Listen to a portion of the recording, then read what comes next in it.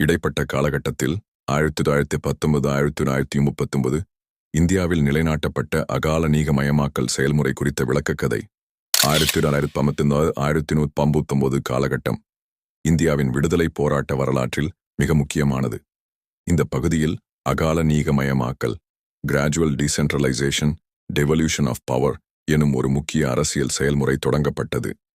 இது இந்தியாவில் பிரித்தானிய அரசின் நேரடி ஆட்சியில் இருந்து இந்திய மக்களுக்கு சிறிது சிறிதாக நிர்வாக அதிகாரங்களை அளிப்பதற்கான ஒரு முயற்சியாகும். 1. மொண்டேகு செல்ஸ்போர்ட் பதிப்பு, மாண்டேகு செல்ம்ஸ்ஃபோர்ட் ரிஃபார்ம்ஸ், 1919. இது கவர்மெண்ட் ஆஃப் இந்தியா ஆக்ட் 1919 ஆகும். இதன் மூலம் டயார்ச்சி எனும் முறை மாகாணங்களில் அறிமுகப்படுத்தப்பட்டது. இதில் சில பிரிவுகள் சுகாதாரம், கல்வி, இந்திய அமைச்சர்களிடம் ஒப்படைக்கப்பட்டன. ஆனால் முக்கியமான பிரிவுகள் போலீஸ், வரித்துறை ஆங்கிலேய அதிகாரிகளிடம் வைத்தனர்.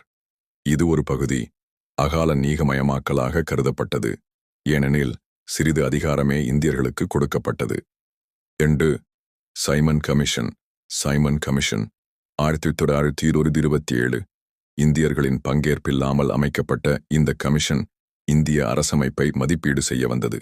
இது எதிர்ப்பை சந்தித்தது, ஆனால் பின்னர் இந்திய அரசமைப்பில் மாற்றங்கள் தேவை என்பதை காட்டியது.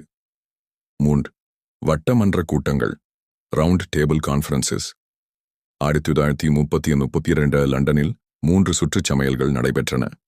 இதில் இந்திய அரசியல் கட்சிகள், பிரித்தானிய அரசு மற்றும் பிரிநாடுகள் பங்கேற்றன. இந்தியாவுக்கு சுயாட்சியை வழங்குவது குறித்து விவாதிக்கப்பட்டது. 4.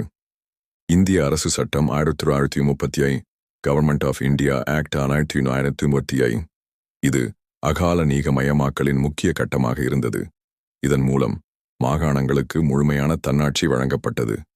பின்வட்ட ஃபெடரேஷன் அமைப்பு உருவாக்க திட்டமிடப்பட்டது. மாகாண அரசுகள் இந்தியர்களால் தேர்ந்தெடுக்கப்பட்ட அமைச்சர்களால் நிர்வகிக்கப்படும் என தீர்மானிக்கப்பட்டது. முடிவுரை 1939 காலகட்டத்தில் இந்தியாவில் நிலைநாட்டப்பட்ட அகால நீகமயமாக்கல் ஒரு படிப்படியாக நடந்த மாற்றமாக இருந்தது. இது இந்திய மக்களுக்கு நிர்வாகத்தில் பங்கேற்கும் வாய்ப்பு கொடுத்தது. ஆனால் முழுமையான சுதந்திரம் வழங்கப்படாததால் இது அகால நீகமயமாக்கலின் ஆரம்ப நிலை மட்டுமே என கருதப்படுகிறது.